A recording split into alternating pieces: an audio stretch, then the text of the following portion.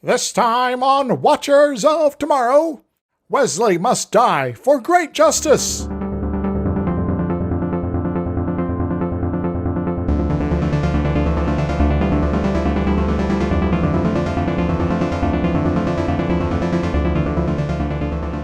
Hello and welcome to Watchers of Tomorrow, the sci-fi review and critique show that is the only punishment for any crime. My name is Gip and I'm joined as always by my friend and co-host Dr. Isix. Hi. And this week it's the one that everyone remembers because the really funny hot take of the 90s, all of the 90s was, it's too bad that they didn't actually let Wesley die in this episode, ha ha ha. Womp womp. So, spoilers, but Wesley doesn't die in this episode. Or does he? Ah. Dun, dun, dun. Anyone who hasn't watched the first season by now just skips it. So. Yeah, I tend to watch through the first season when I'm doing rewatch at TNG, but I guess if I am going to skip an episode, it's one we've already covered, yeah. So, you know. Well, also the, I forget what that one's called, Tar Monster Man, But we have to do. Skin of Evil. Yeah, Skin of Evil. That's one I always skip. But anyway, this one is actually not as skippable of an episode because it tries. Oh my god, it tries. It tries to do something, but it also kind of loses track of the game at some point, I guess. It sets up an interesting thing and then for some reason overcomplicates it for no reason and zero payoff. Yes, and suddenly it's all okay. Yeah. All right. So, of course, we are talking about the Next Generation episode called Justice, which is the one where Wesley's going to be executed on an alien planet for stomping on flowers. So, wait a moment. Did he run across Judge Dredd suddenly and, he's all lying on the lawn and I'm going to kill Wesley now? Yeah, this is like the world's nicest Judge Dredd dystopia. Everything must be perfect, and when it's not, you die. Which in some ways is the scarier version. At least in the Judge Dredd world, it's like, well, you can see where they came to this arrangement. Everything is awful. You can see where the dictatorial police policies got here. I guess at least in the Judge Dredd world, you can kind of low-key avoid a lot of the worst bits if you know what you're doing. While here, it's just sort of kind of surprise. Well, it's an interesting one to bring up, actually, as a contrast, because in Judge Dredd, it is specifically and blatantly written as a satire of American police. Whereas this, I mean, we'll get into it, but this postulates that the system is fine. It just indicates a moral dilemma for the crew, even though it works perfectly. It's like, yeah, there's no actual complications to society that they have this ridiculous system here. Everything's hunky-dory and they're okay with it. And it's only because these Federation people don't understand it and are caught off guard that we have any trouble. And of course, this is just part of the problem of the episode that we're of course going to get into, but it doesn't actually critique anything. So it's kind of a very empty, nothing plot line. But I guess we should move on because we're starting to describe our critiques of the episode before we've actually described the episode. So what are we doing in this episode? Some sort of a cast list, perhaps? Yeah, well, so this episode was written by John D.F. Black, who came up with the original story, but used the pseudonym Ralph Wills because the script was changed so much by Roddenberry and Worley Throne, who did a lot of script changes, and Throne's actually credited as a co-writer. So Black worked on the original series as a writer and producer on things like episodes like Naked Time. He also worked on Charlie's Angels and Hawaii Five-0 and the Mary Tyler Moore Show, so long-standing TV career. Maybe knew what he was doing. Who knows what the original script was like. Yeah, and guess what, Gepwin? He worked on the FBI. Oh, we're still doing that. I just saw it, so I figured. You have to change your running joke when we start TNG, because do you know how many people would have come here only for TNG? Well, then they'll be baffled, and then they'll get some expectations that there might be a new running joke. Yeah, they have to go back. that? They have to listen to all of the back episodes to figure out what this running joke we're talking about is. And I'm going to spoil it right now. It's not worth it. No, it's not worth it, actually. I could also start a running joke about Khan, which is played by Josh Clark. He's done that before. Probably will do it again. Anyway. So the other writer is Worley Theron, who this is their only Star Trek writing credit at all, and they mostly just script doctored it. They previously worked on like Fantasy Island, also Charlie's Angels, The Bionic Woman, all the 80s classics. Yeah, and 70s, 80s, and bunch of stuff you've heard of, some that you haven't. So Now we do have some guest stars. I'm not going to get into all of them. This is a very background people heavy show. Yes, Brenda Baki is playing Rivan. All the names are weird. She began her film career in the comedy Hard Bodies 2, is best known for her work in Hot Shots Part Deux, which I've never actually seen. Yeah, I don't know. It's French. Who cares? And it's also ridiculous. She was in Tales from the Crypt, something called Demon Knight, and LA Confidential. This was her first TV credit, but she did begin working on and off television until the 2019. The last thing I have listed for her is being in something called Unbelievable, with a lot of exclamation marks, as Nurse Christine Choppel. Sure. That's a little coincidental, but There's also J.T. Luden, who plays Leotor. They say his name once. Leotar, yeah. It's spelled kind of like leotard, but with an O. But yeah, he's not wearing enough clothes for that, though. He appeared in the TV drama Minor Miracle, which was a miniseries, and he was in something called Celebrity and several other things that I haven't heard of before appearing in Star Trek. Basically, he was in a lot of stuff that I personally have not heard of enough to bother looking up. Yeah, he was after this in Jake and the Fat Man, and then Laker Girls, and then nothing else. Unless you count a second episode of Star Trek Next Generation, Shades of Grey. Oh, yeah. Great, because they just also play plays this. Leotor. Yeah, they just play clips from this, so That's going to be an easy episode when we get to it. Anyway. I don't normally mention this in things, but I did feel like I would for this because it also shows up in other episodes as well. But the backgrounds for this, the whole time we were watching this, I was like, where is this? Because this is a weird place. Mm-hmm. It sort of looks like a park, but there's weird industrial looking buildings full of glass and stuff. Oh, and those nature preserves, but botanical gardens. There we go. So it's basically a water reclamation plant. Oh, neat. It's a garden path and pond that's built in a water reclamation plant near LA. So lots of places film here. It's got a weird futuristic look and kind of has like an Asian garden surrounding the entire thing. So if you want to combine those things, well, here you go. So yeah, if you want to go to where your sewage water gets purified in a nice Asian garden, there you go. This is the place. I hope it doesn't smell the garden. Now, that would be kind of wacky. I doubt it. There's places like this all over the West. Like since I grew up in the Southwest, these aren't super common, but there are big outdoor water areas, which you'd think would be weird, but part of it is sometimes to actually reintroduce groundwater back into the environment. You purify the water, pump it into a big open pit, and let it soak into the ground. It's like, all right, we've taken all the nastiness out of it, and hopefully it gets back to where it needs to be, where we took it from. They're actually very good, bird sanctuaries in some places.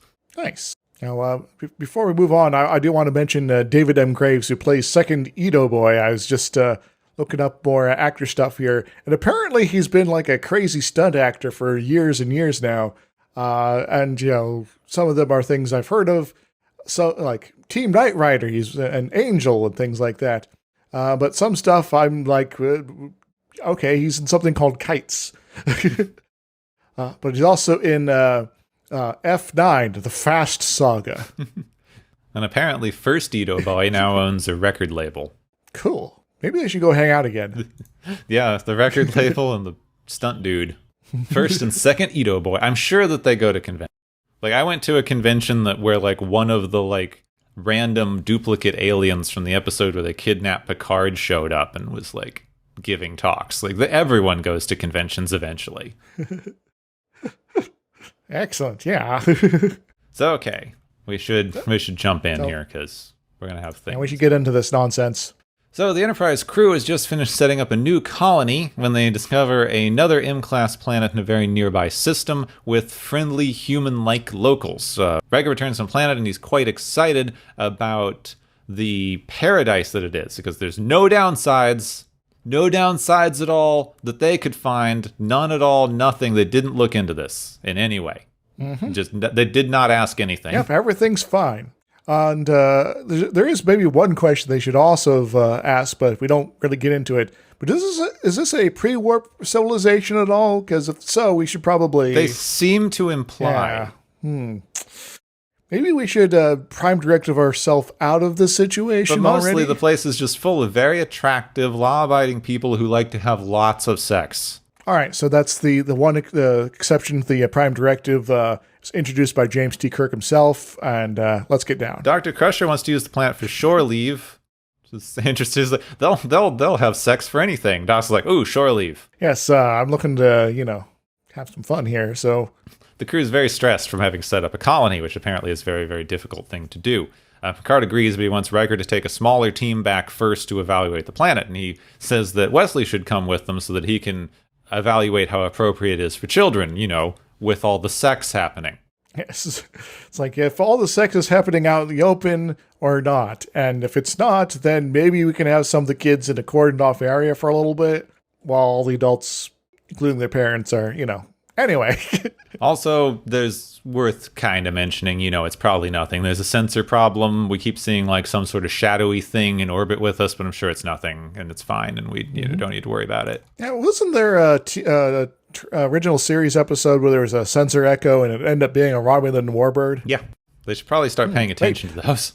Yes, maybe the Romulans have showed up a few episodes early. So the away team, made up of Riker, Worf, Troy, Yar, and Wesley, head down to the planet where they are welcomed by two of the Edo, who are the native people here, who they met last time, who are Leotor and Rivan. They take turns making out with everyone, basically. Yes, including reluctantly hugging Wesley because he's kind of young, but I guess we can still touch him slightly. Yeah, she makes out with Worf. The guy makes out with Troy, because we got to make clear this is a very heterosexual society, right? There's so much heterosexuality happening here. And then she goes up and sort of hugs Wesley, because it's her job to greet all the men, apparently. And she doesn't know what to do with the underage kid. It's like, I thought you guys were all adults on this spaceship thing that is in orbit somewhere. This is awkward. I wasn't expecting. All right, okay. And I know, we have to point this out. It is my job as a openly bisexual person to point out that they're being too heterosexual about their open sex planet. Indeed. It's like, chill out, Edo folks, This is part of the code.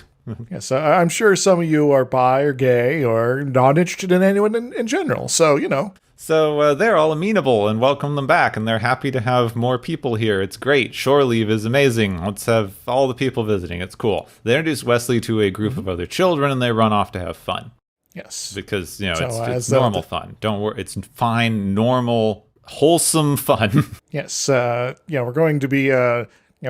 playing all those games the kids are into these days, like kick the can and hide and seek. Right? Yeah, those kinds of games. And ball. They're going to play with a ball. Yes. Whose? I don't know. So back on the ship, they've determined that there is in fact nothing wrong with the sensors. There's just something out there. Something they can't see. Dun, dun, dun. They hail empty space and then something appears, but it's sort of semi-transparent. Something. They send Geordi to a window to look at the thing with his visor, which, I get this keeps being a thing, especially in the early season. They made the visor. Why is it so much better than the sensors? Well, I guess they haven't figured out how to, properly use their sensors yet. Yeah, it's not like he just found some super random alien technology that lets him see, and it's so much more advanced than anything else. They made this thing, and they made the sensors. In fact, they made this before they made the sensors, because this is one of the newest ships in the fleet. I suspect there might be something like Geordi's like, all right, with my visor, I can actually like give a 2D picture of what's going on out there with all my crazy spectral stuff. So it's like I can see it in 5 dimensions, man. While the sensors are like, I'm just going to give you analysis and the bottom line here, as opposed to let you really take in the wonder of it all. Yeah, well, apparently his analysis is, yeah, you're right, it's sort of there, but not. Wait a moment. Is this strange vessel somehow interfaced partially into some sort of galaxy spanning mycelial network? Oh God! Where there's like no. That is like the stupidest thing they've ever done. It somehow exists between a long time our dimension and other dimensions. It's not a long time in the future. It's a long time in the past. Get your prequels right. But also the future. So the other ship sends out a light energy ball doodah that makes its way to the bridge. The ball yells at them for being there. I will also say I was like scanning ahead in my script and I saw the sentence, the ball yells at them, and I'm like, what in the world was I writing? But now it makes sense in context, so I should have trusted myself. Yeah. I will say that the music for this scene actually really does kind of sell that this is some weird, super powerful force coming in here, and then the ball yells at them. It's like, what stage your purpose? And the entire ship like shakes as it speaks. It's doing that whole God thing. Yeah. The ball just yells at them. The gun is good. The spaceship is evil. How many people are going to get that one?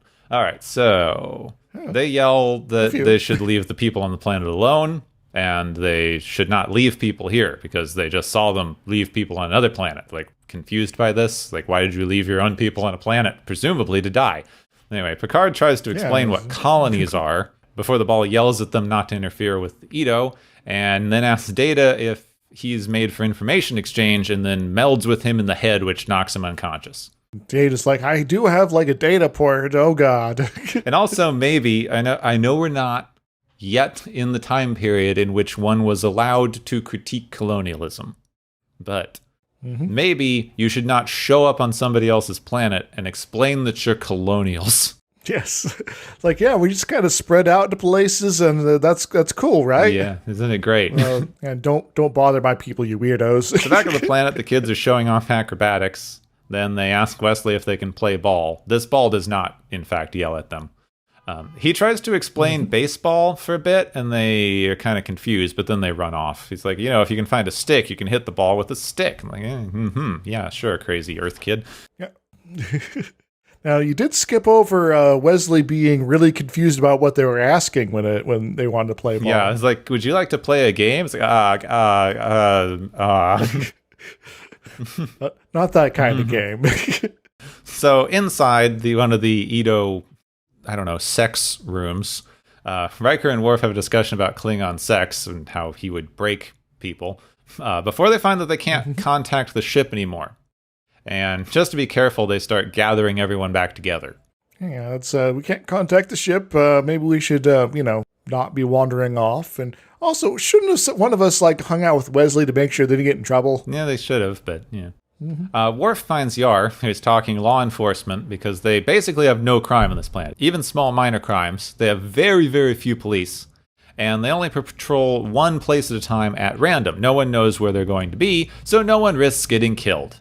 And they're like, wait a minute, what do you mean capital punishment is the only crime, even for walking on the grass? That's kind of stupid, right? Well, that's just how we do it, and it makes our society perfect, so that's all good, right? According to them, no one would ever do anything wrong ever because, why risk being executed? Also, when do we bother to tell anyone that's visiting that this is how we do things? Well, you don't unless you get in a lengthy conversation with someone who's really interested in law enforcement, apparently. We cut to Wesley, who's playing with the other kids. He's running to catch a ball and falls into some plants so the thing they do is they denote the stuff that you're not allowed to interact with by putting a small white barricade in front of it. That is, in fact, exactly at ankle height in order to trip one and make them fall into the plants, which is, in fact, the thing that is illegal. Yes, so if you disturb newly planted plants and flowers and things like that, that is death. And of course, because this is how the show is, this happens to be where the cops are patrolling. The show tries to call them mediators, but no, they're just cops. They're dirty space cops. They're cops, with, all that exposed skin, but their uniforms are gray as opposed to white, and, So they ask some basic questions about what happened, and then pull out a syringe just as Riker and the crew show up. Riker knocks the cop down and pulls their phasers on them. The cops do go, "We would kill all of you, except apparently our shift just ended." We can't bother to fight back against these guys with ray guns, I guess.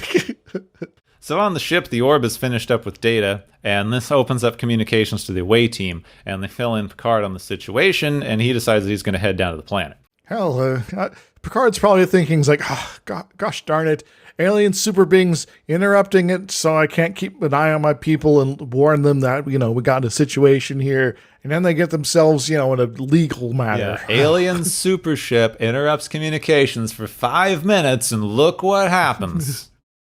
Exactly. So they have a big meeting to discuss what's going on. They agree not to kill Wesley until sundown because, he's a foreigner and he's young, etc., mitigating circumstances. Picard tells them how we used to use capital punishment on Earth, but they've moved on. They are like, "So you're calling us primitive then, dude?" He's like, no. No, not at all. Seriously, pretend we didn't say that. And then they full on go, "Well, if we're so backward, just take them and leave." Well, I guess we could. But then we're going to have a moral dilemma. Yeah, now they have, well, this is the Prime Directive. Do we respect their laws, which will get a teenager killed? Or do we rescue the teenager and disrespect our own laws? Well, seems either option is kind of bad for various reasons. Let's have a top-level discussion about it in order to sort of figure out what is the actual procedure to do here, and then can we figure out a loophole, maybe? And hear me out, because I'm pretty sure, I have no actual evidence for this other than the stuff that I've read previously. I'm pretty sure this is where we switch into the part of the script that Gene Roddenberry added. Because what if instead of having a nuanced discussion about the moral dilemma at place, whether this is a appropriate way to commit justice, whether it is right to support your own legal system to the point that you would let a teenager die, and whether or not that shows a hole in your own legal system, because, a system that would let something that abhorrent happen obviously has some issues. But instead, we could talk about Space God. Yes. Hey, Space God, what do you think about all this? So this discussion's going nowhere, and Picard asks about the other ship in orbit, and the Edo go, "Oh yeah, that's God. That dude's God." Well, cool. Crusher calls down to let them know that Data has woken up, so Picard has to head back to the ship. But he wants Ravan to go with him so that she can basically ID God for them.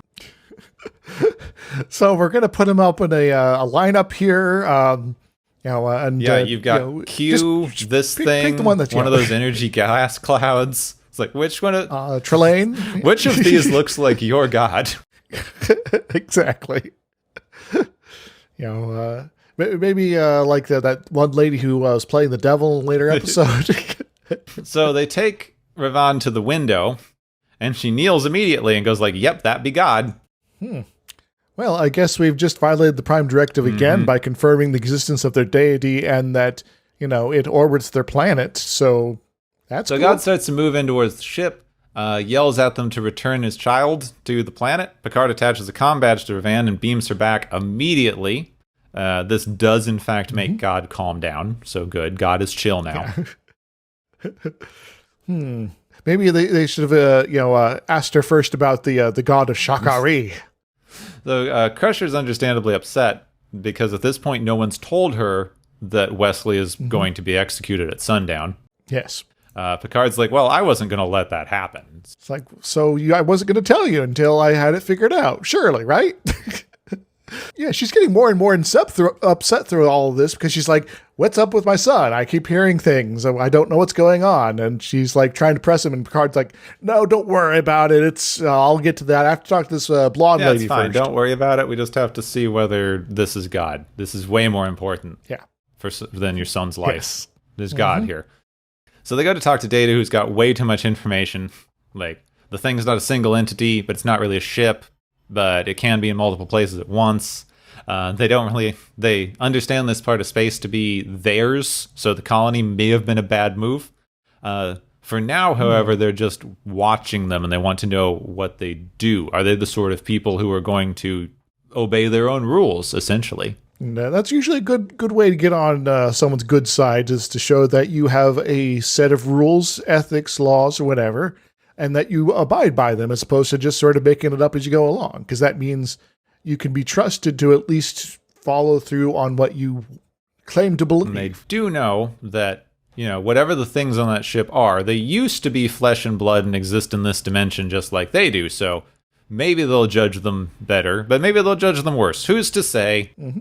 So fine. But for all we know, the weird alien spacecraft out there is full of trolls, and they're just like, let's see what they do now, and maybe we'll get angry at them for no reason. I know you meant internet trolls, but I was imagining 90s trolls with the hair, like troll dolls. Why not both? So Picard and Crusher now beam down to see what's up with Wesley, because it's almost sundown on the planet.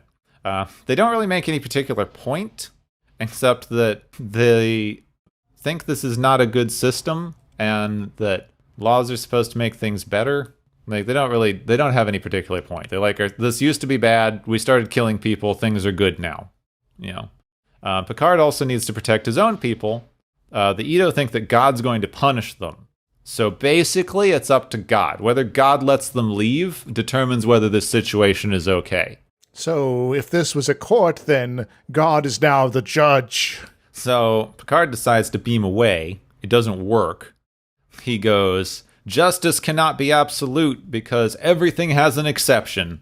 And then they're allowed to beam away. No moral dilemma. Yep, not at all. Once they're back in the ship, Picard just yells, hey, God, is it cool that we have a colony here? And then God disappears, so it's probably fine. Well, I thought it was the inverse of that. Give us a sign if you want us to remove the colony. Mm-hmm. And then it kind of glows and then vanishes. And like, yeah, was that this? Okay, never mind. We're just leaving. End of episode. The end. Never mind. Why is God here? I guess to keep an eye on the Edo, because they do mention at one point that the Edo might have been like an offshoot of these folks, but it's not really sort of examined. But I mean more narratively. So that we have Big Brother in the area to basically decide the ending, I guess? Yeah, essentially the God is here to distract from the actual moral dilemma. Which could be an interesting moral dilemma. I mean, sort of, because there's several complicating factors here. Yeah, Picard does dwell for a bit on, okay, so if we decide to just sort of arbitrarily break, somebody's laws or rules here, then this thing could just like murder all of us. And so that might be the dilemma might be, Wesley's life versus the lives of the crew and everybody else on board here. And that's something I have to think about now. But we're not going to really come to a conclusion other than Picard decides to try to rescue Wesley, I guess. I mean, you've got a couple of interesting things here. You have the Edo's crime and punishment thing, which I'll get into in a minute. There's some definite weird things that it's dealing with there. But the central core conflict that they try to set up is the Federation has a law in place that says you have to respect the legal jurisdictions of other cultures. So if a crime happens on this planet, they deal with it the way that they deal with it. You're not allowed to interfere with their governmental system. Indeed. But this actually pops up other times throughout Star Trek, from original series all the way through Voyager, where Tom Paris finds himself having to take a driver's test. Yeah, so in order to not interfere with this particular legal system, you would have to let them kill off a teenager who's a member of your crew. And this creates the moral dilemma. Is it better for us to rigidly follow our own rules, by which letting a kid die, or do we break our own rules interfering with this other culture and prevent a kid from dying. So, should we kill Wesley or not? Which you run into a lot of moral problems. There's no actual, definitive good answer here. You're basically saying, especially as colonizers in a very powerful position, you're essentially saying that if we decide to save this kid, our sense of justice and morality is better than yours. And, that does kind of smack of, we are now, we've now established this, so we're going to have our laws then preferentially treat us well and treat you poorly in order to get the most advantage over these locals here. And, that's sort of the, suddenly now everyone on this planet of aliens is now subservient to us because, our de facto, law situation says so. And so we can, go in there and take all their stuff or, strip mine their planet or something like that. And yeah, it's essentially our level of power de facto gives us jurisdiction over the people who are less powerful than we are, which is always the case to some extent. You just have artificial barriers in place that say you're not going to do that. In this case, it's the Federation's prime directive. The closest thing that this episode gets to answering a point is the other part of this argument, which is the fact that following your law to the letter would wind up in an outcome that is blatantly wrong, according to your own moral system, shows that perhaps the law should not be applied in this circumstance, because if the function of law is to maintain a certain moral stance, and following the law would make you do something that you, by your own judgments, consider to be immoral, then following the law, therefore, cannot be the moral thing to do. Indeed. Now, on one side, then, you can, it's like, okay, so in this situation, we have to murder someone in order to follow the law. Then there is the other sort of, I guess, extreme where you also have situations where it's like, I believe it's immoral to pay taxes, and so they do not. But you do you wind up in a situation where essentially you're saying, what wins out? We have a written set of laws that in theory represent our kind of communal cultural idea of what we want to be our moral norms. And then you have your individual feelings about any particular given situation.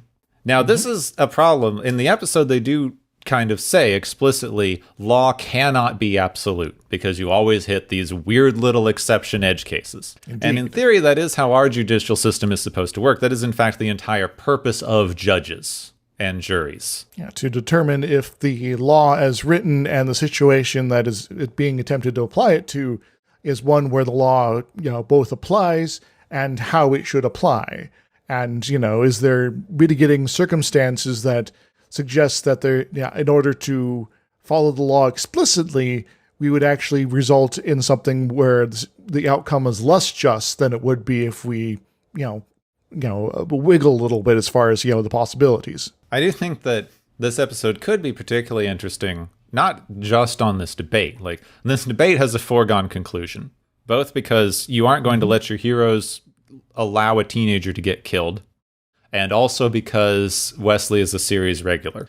Yes. So this episode, of course, has a foregone conclusion. It's the decision-making process and way that they get there that is supposed to be interesting. So you could either have a large discussion about this, or the thing that I do find slightly more interesting is you have a minor discussion about it, like they do.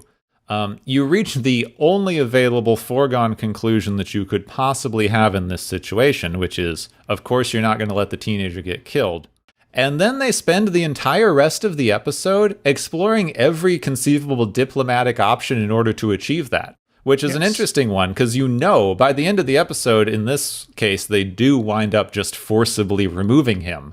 But at any stage, they could just forcibly remove him. The fact that they spend time God's not going through a diplomatic channel also says something about the way they as a society want to handle this problem. Mm-hmm. So I guess maybe, this gives us an opportunity to sort of think about, diplomatic options that weren't really considered at all. For instance, ask the Edos, is there, say, an exception to your rules for someone of a certain status? Say, the ambassador sort of clause here, and as, newcomers to your world, do we not count as that sort of thing? In which case, there might be, either no punishment or reduced punishment. Or there could be, say, does it have to be this poison specifically? And, maybe there is some option where technically they'll kill Wesley, but there's an easy way to revive him back on the ship. So we'll change out the poison here. And it turns out that, his mom has, make the poison be gone, antidote for that. That works instantly and brings him back to life. No problems or complications. And so there's some options here we could have been exploring, but we kind of just didn't. Yeah, you want to solve everything with the Code of Honor defense. Yeah. Hey, if we could have cut Code of Honor from the from Star Trek entirely and had that plot point in this episode instead, I'd be for it. Now, the main complicating factor that they introduce into the episode and what messes up the narrative completely is this god entity, which we have to talk about colonialism now.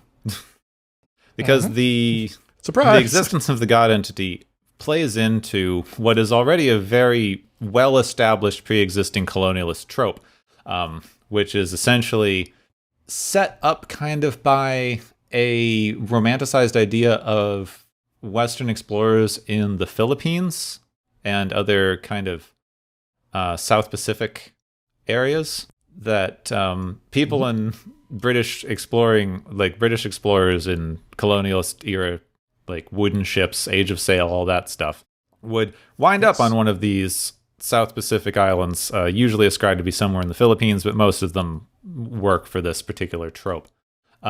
Various Polynesia, Micronesia, whatever you like. And they would wind up in a culture that was way less sexually repressed than England or America at the time period, which is not hard to do because they were very sexually repressed. Like, you actually know what breasts look like before you get married? What? So yeah, you wind up in a place where that seems like sort of a sexual paradise for the explorers. This is the trope anyway. In reality, there was a lot of horrible stuff happening. Lots of horrible stuff happening. So these are the stories that they bring home, not the ones that actually were the dominating activities. But we're talking about the tropes here because that's what they set up here. You come to a less advanced society that is more liberal and free with its inhibitions to set up a paradise idea. And the god entity being the arbiter of their laws is also sort of this. They're saying that this place has more primitive laws than you do because you no longer use capital punishment. And then it turns out they also get their laws from literal God. Yes. So just replace whatever, Pacific exploration tropes you want here. The sky spirits, the ocean, or volcano, whatever you like here.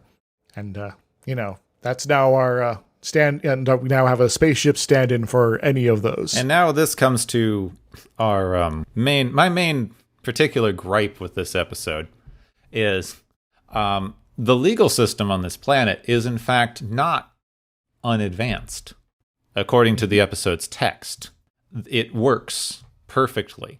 They have almost no crime. They have a hedonistic society.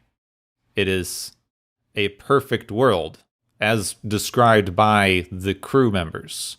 So they come in and say, your legal system is less advanced than ours because we stopped using capital punishment. But in the context of the episode in which we were presented, capital punishment works fine. Yeah, the situation is the Edo apparently have a perfect society.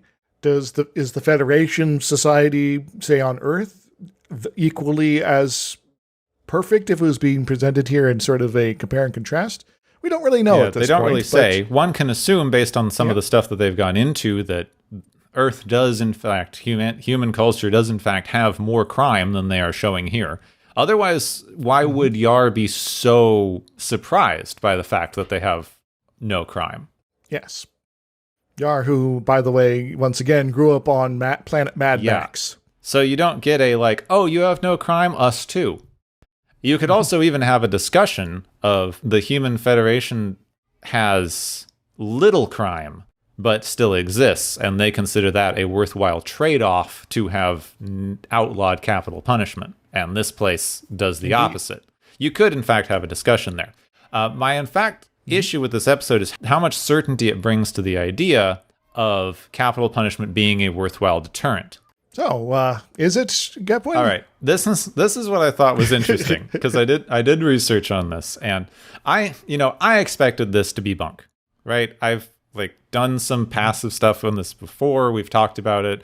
Like if capital punishment, if this idea of deterrence worked, it would just work. You'd only ever have to punish someone one time, and it would just function. That is how these things work in the world, and that's obviously not the case. So I knew that this was debunkable fairly easily. And also add in that somebody else being punished for a crime that you're thinking about committing should also be a similar effect.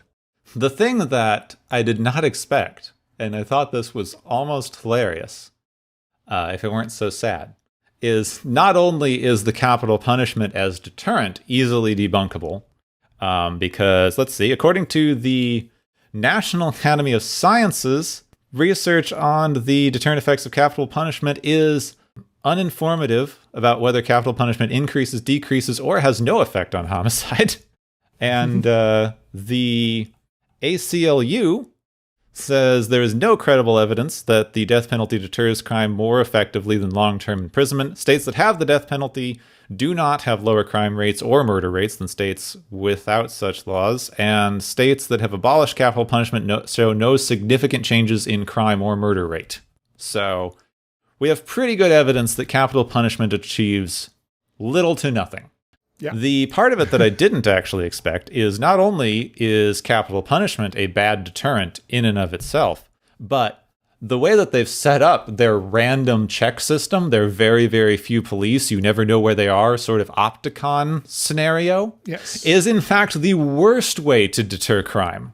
Because consistently, the data has shown us that, in fact, the only deterrent policy that we have ever used that does seem to have a measurable impact on deterring crime is the visible likelihood of being caught.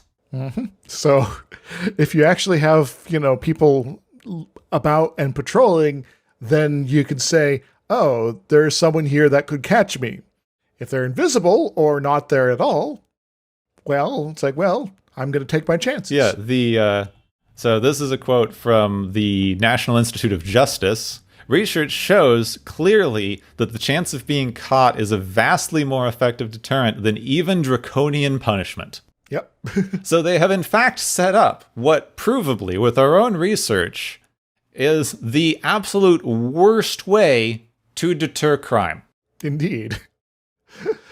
So, in short then, if their society is as perfect as they're claiming it is, perhaps it wasn't their crime and punishment system that helped it get there.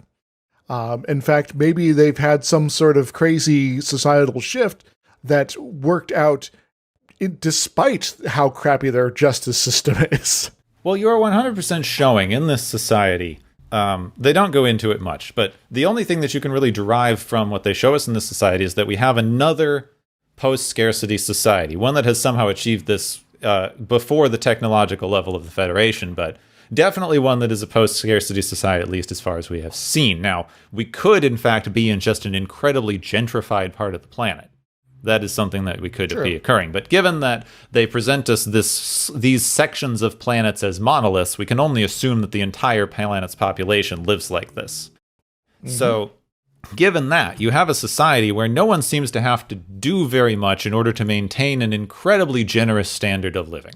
Yeah, the only people that seem to have jobs are the security people. So, since you now have a post-scarcity society, you have removed a good 90% of the reason anyone ever commits a crime at all. Yeah, it's like, oh, I don't have to worry about feeding myself, and so I don't have to steal that bread. Yeah, there's no desperation. There appears to be little to no class system. Everyone seems well-fed, has plenty of leisure time, is incredibly relaxed. There is no particular reason that anyone would need to commit a crime. That is, most of the crimes that we have are crimes of dependence and necessity.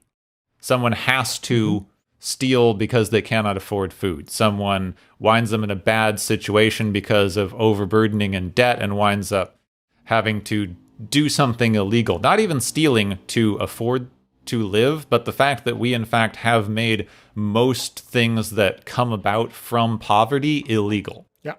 It's like, sex work being the easy one to point out, but also, if someone is, selling drugs, we made the drugs illegal, so bad on you for doing it. Well, even that kind of thing, like if you wind up in a desperate enough situation, you cannot follow the law. If you wind up in an unhoused situation where you do not have a place to stay or sleep, yes, homelessness in and of itself is not a crime because we recognize that that would be bad. But sleeping outside is a crime. Storing things on the street is a crime. Hanging out in one place for too long is a crime. Sleeping in your car is a crime. So all these options for being places that are, free and open to everybody else, you can't be there. So you have to find yourself some sort of container, say, a house. Yeah, and then we even make, like, what it's being dealt with in my city currently, which ticks me the hell off. Like, even the shelters that we offer people are more dangerous than sleeping outside. Mm-hmm. Yeah, so we're going to, pack everyone in, lack of privacy, bare resources to get by and survive.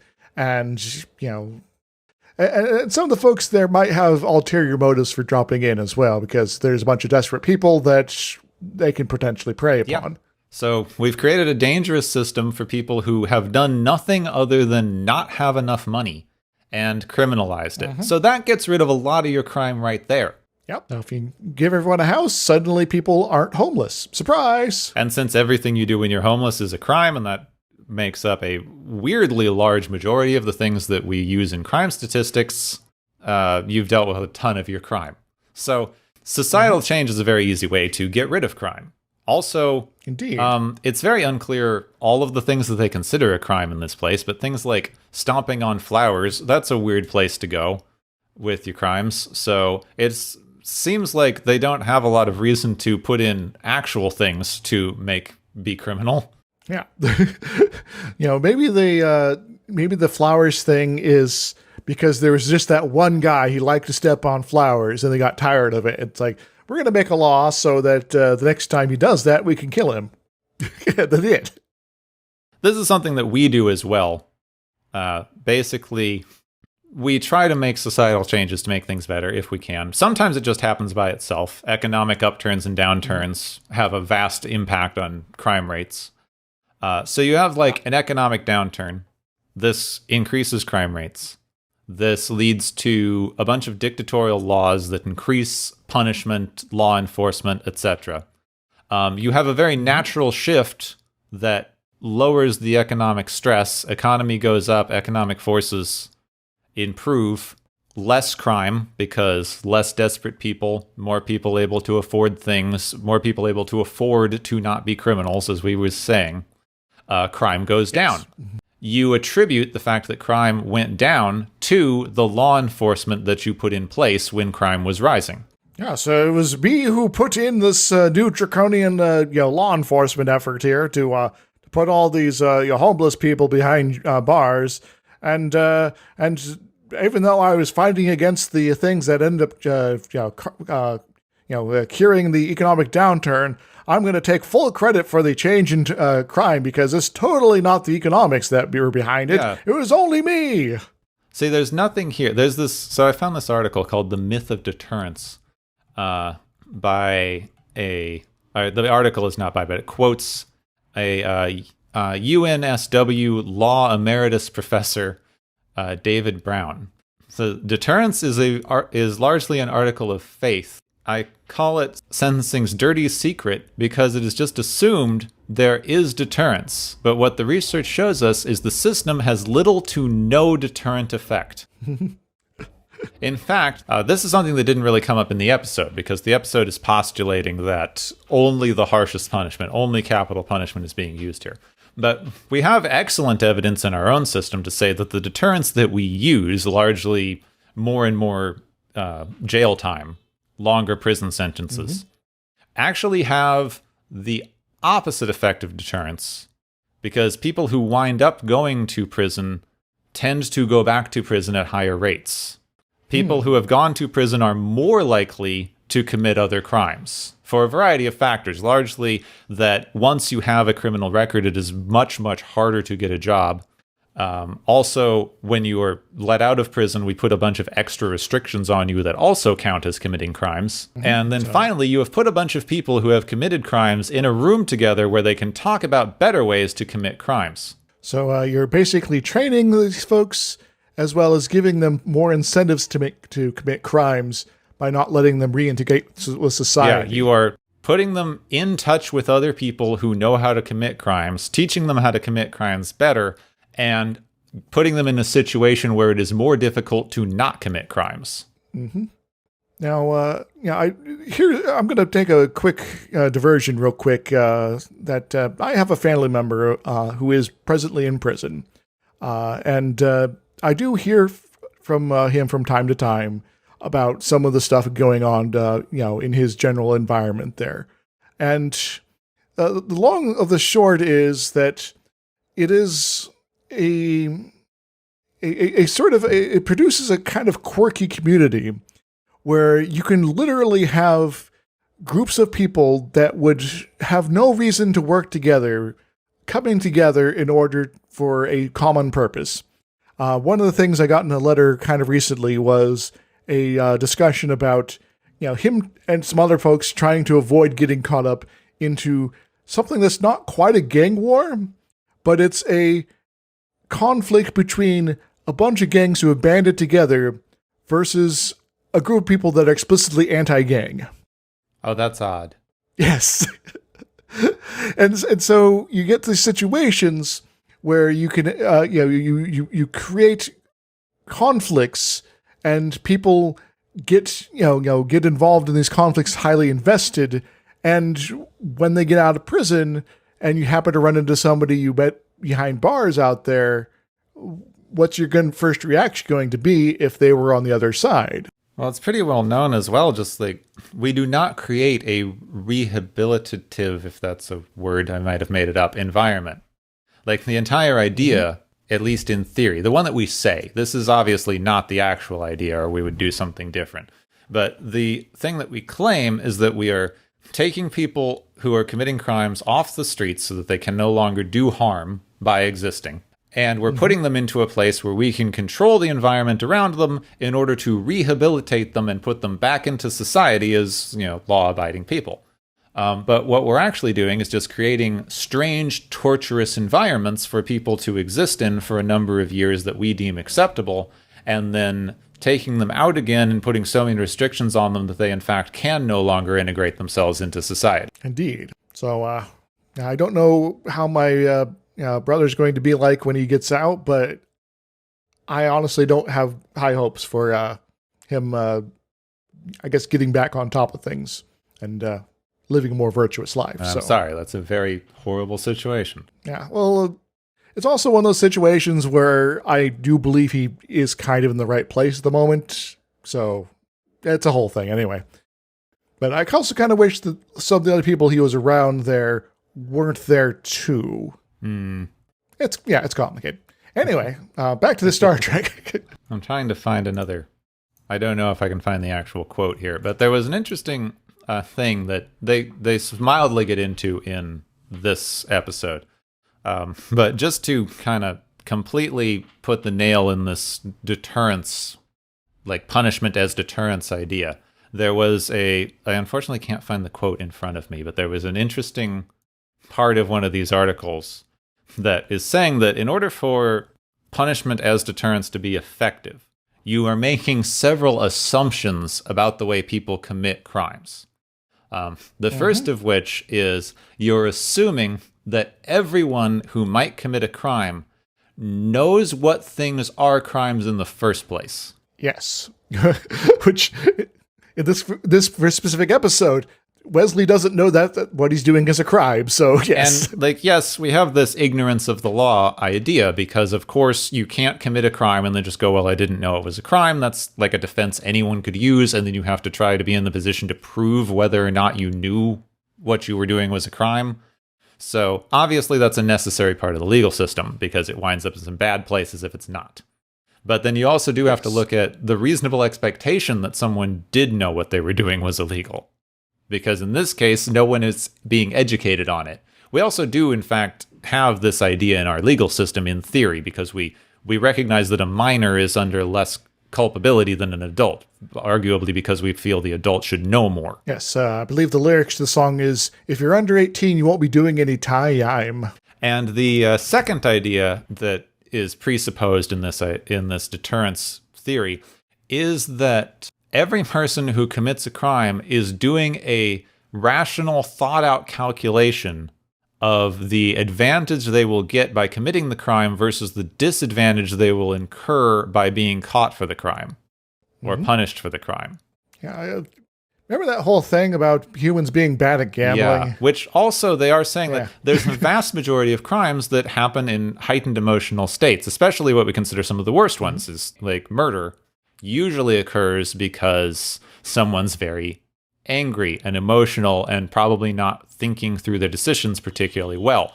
And they were even saying in this article that even in a case where you would expect someone to not be in a particularly emotional state when they decide to commit a crime, like, say, a hitman who is being paid to commit murder as their job, they, in fact, are doing a calculation not on whether or not they will be punished, but whether or not they will be caught. Yes.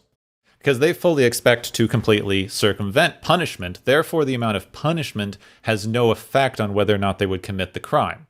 Mm-hmm. So if you have a means to, commit the crime and, get off scot-free without even being arrested, then might as well. Which also brings us to the final point that I had about the society that they set up in this episode.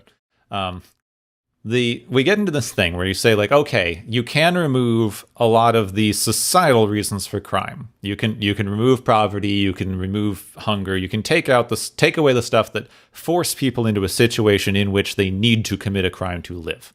But you will still have crimes of passion. You can never completely get rid of crime.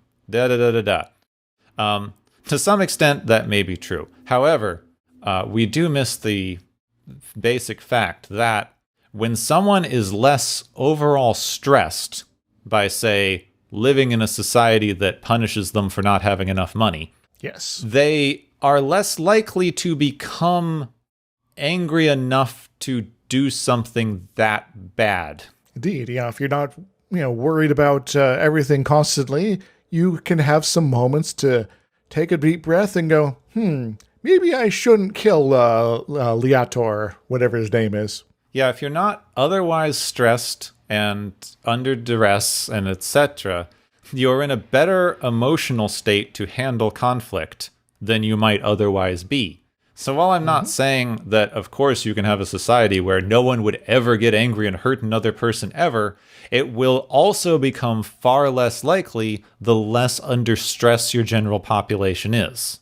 Indeed. So I guess their society of everyone getting laid constantly has some upsides then. Yes, and in fact, also, the way that they show this also, very conveniently, removes the other thing that we always postulate as a source of crime, which is jealousy. Yes. Like sexual jealousy and and romantic jealousy. Obviously, this society has such a free and open attitude toward both physical and romantic attachment that this would not become an issue. Indeed. I am, reminded of that one bit from Minority Report where it's like, yeah, we have few murders these times, and usually, this guy is going to murder somebody because he's jealous because she's cheating on him, and it's like, well, maybe the guy could just chill out a bit. Yeah, I am reminded of one of the, I don't know, there's so many of these things, but like the angry husband comes home, finds them both in bed, and goes like, you're having sex with Mark without me? Exactly. It's like, come on, you should have invited me over, or at least let me know you guys were having, some fun, send me some pictures, So they very much have set up a situation that you 100% could read as they improved their society otherwise, and then label their dictatorial law enforcement as the reason that their society improved. Indeed. Though I will perhaps point out something we are kind of glossing over so far, that these folks that keep insisting that it's the law enforcement mechanism they put in place that have so improved their society are all white people. That is true. This is not just white people, but mostly white blonde people. This is the whitest planet we have seen thus far. Yes, and I think it's the whitest planet we ever run into in Star Trek, honestly. Which they do, maybe intentionally, maybe not. They often do this to undermine the inherent colonialist themes. Mm-hmm. But still, it is kind of it's borderline ironic. Yes, it is. Yes. But hey, maybe these Edo folks will realize, we didn't have to kill Wesley and our society didn't collapse, so maybe we can, be more chill about our laws? Yeah, well, it seems like what they could do, given the context of the episode, the things that they set up explicitly in the episode, using no other information than what is presented to us here. Mm-hmm. Every time they have a problem now, they just go, hey, God, is this the right thing to do? And if God says nothing, then we do it, unless it's not cool. So yeah, they're going to be worshiping God a lot more, and who knows, maybe in a few centuries we'll have a holy war on our hands. Yeah, that could be interesting. Yeah. Wesley becomes a strange not martyr. He is the disciple of the great evil of the cosmos, which lives beyond the orbit of God. Oh no, where's that book? Which I guess, given what eventually happens with Wesley becoming sort of a weird traveler person himself at some point, I guess Wesley could potentially be an ongoing menace to this planet someday. Yep. Yeah, I don't know. Wesley also becomes God. Well, becomes the anti-god for these people. Yeah, we're not that far into this series. It's next gen specifically. We're not that far into this particular reboot of the series, and my God, there's a lot of extra dimensional doodads running around. Yep. Which I am grateful that longer term that they chilled that out quite a bit, but we're going to have a few more. Yeah, we are. Yes. I mean, at least the Gilam's kind of a proper creepy one, because it's I'm just a giant weird face in a void. Yeah, I do enjoy their murder pocket dimensions that they pop up from time to time. Yes. Well, I did do a little bit of reading about different types of justice in a more greater context, but I think we're running a little low on time here. Anything else we want to poke at, though, on the quick side, though? I didn't have anything specific. That was all of my research. Yes. I was going to talk about, justice beyond just crime and punishment. Are we going to be a society where, it is just to have one person with all the things, or is it more just for there to be at least a little bit of something for everyone? And each of these can sort of start pursuing a different society in total, all the way down to the specific laws we put in place. Is justice going to be about procedure, or is it going to be about actually doing specific things? Are we going through the motions to make sure that we are claiming that we have done the just thing, or is there some sort of, effect we need to be making sure that we're having? Maybe not a sort of a, outcomes specific thing, but that is sort of in the domain of, schools of thought of justice there. But there's a whole different thing there. I could probably bring this up later for more probably. In-depth I will say, analysis. just in the briefest possible terms, if you are interested in learning about what the current theories of non-retributive, non-deterrent punishment justice theories are, look into restorative justice. It is relatively new. It's popping up more and more. It operates largely outside of the existing judicial system, but it is arguably a more equitable way to handle these kinds of things that does not involve punishing anyone. Indeed. Now, if someone, say, ran off with something of mine and they got caught, and, they found the materials, in good shape, I'd be like, all right, if they give it back to me, I'm not necessarily going to ask for them to be, charged with the crime here, because, well, no hurt, no foul at the end of the day. If they did damage it, maybe they work, do something to help me out or get it fixed or something like that. That sort of stuff. Well, largely what they would do is take the person and sit you down with a mediator, have you both discuss like how this affected you as the person who was stolen from, why they did it as the person who stole it, get you both to understand the other person's position and reach a mutually agreed upon outcome for the situation. Whether that's returning the thing, replacing the thing, like giving this person some like government aid because the situation that they're in to force them to be in a position to steal is untenable for them, whatever the situation happens to be. Yeah, it's like I needed to make rent, so I was going to, grab whatever I managed to stumble across. And it just happened to be your laptop today, so, it sucks and it's kind of annoying, but, if I can, both get my laptop back and, help someone not have to, like, live on the street, that would be kind of nice. Yeah, it's obviously vastly more complicated than that. Requires actual training and things. But this is sort of a specific, casting of it I'm giving there and all that. Anyway, so justice, it's a big topic, and we could potentially do a few more hours on it alone. So. And we're gonna hit plenty of other justice episodes, so hopefully I don't have to go on about capital punishment for another 20 minutes. Yes. So capital punishment. It is the suck. Yes. So, all right, let's get away from capital punishment and get on to the galaxy's favorite game show. Woo!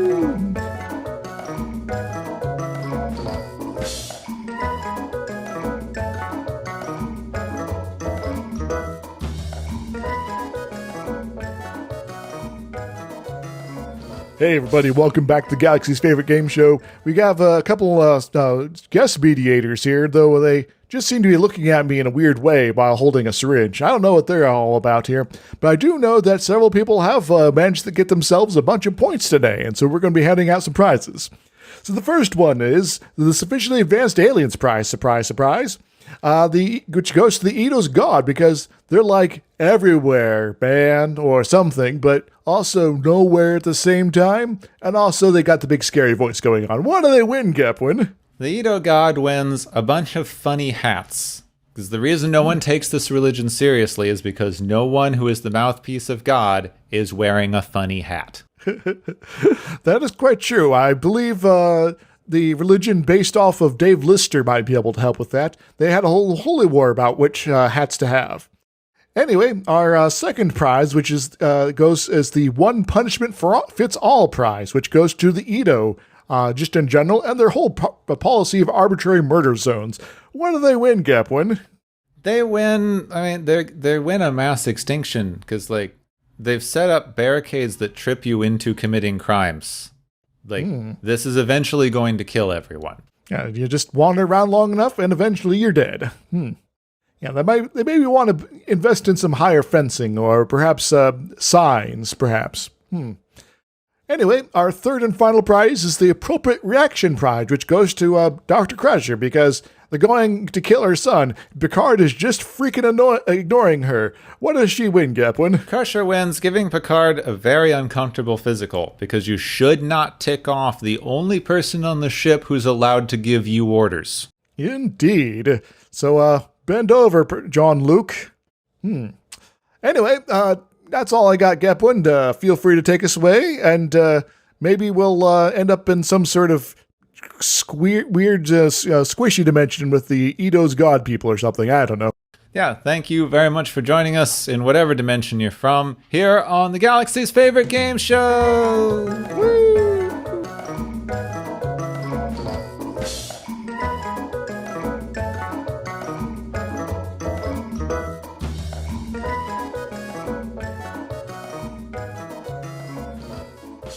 All right, so we're moving from, I hesitate to say strength, because it's the first season, but comparatively, strength to strength.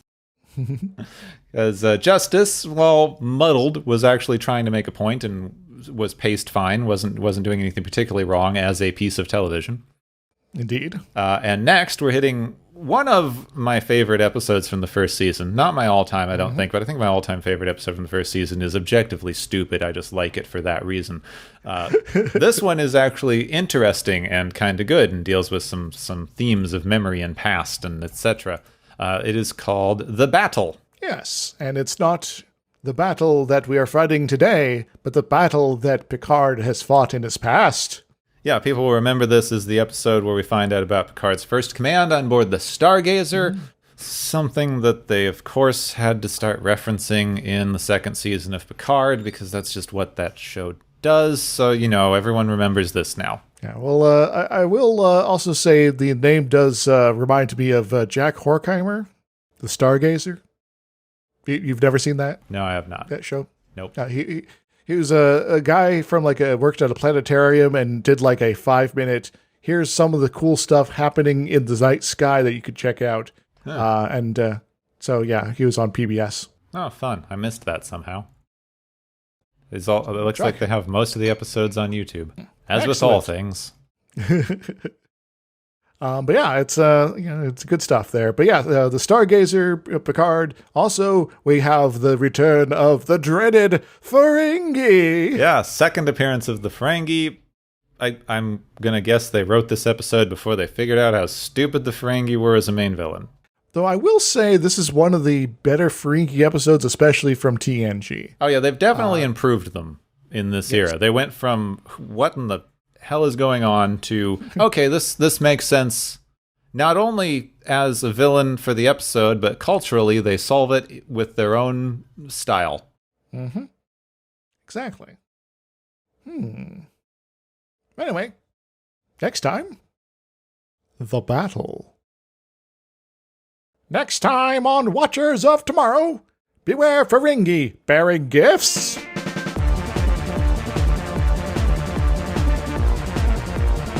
You have been listening to Watchers of Tomorrow, a podcast on science fiction media. Find and follow Watchers of Tomorrow on Podbean, YouTube, Spotify, iTunes, Google Play, Stitcher, Pocket Cast, Spreader, Digital Podcast, and perhaps many more to come. If you enjoy our podcast, make sure to subscribe for more. And where possible, make sure to rate your experience or leave us a review.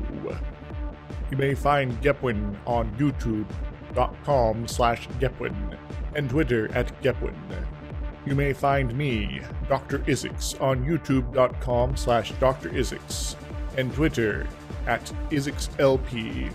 Music is Waveform and Mori's Principle, both by DRKRN. You can also check out the Watchers of Tomorrow Discord channel. Make sure to share the experience with your friends, family, enemies, and alien overlords. If you feel you are suffering from transporter syndrome, please be aware that the next time you step off the transporter, that you, that is now, no longer exists.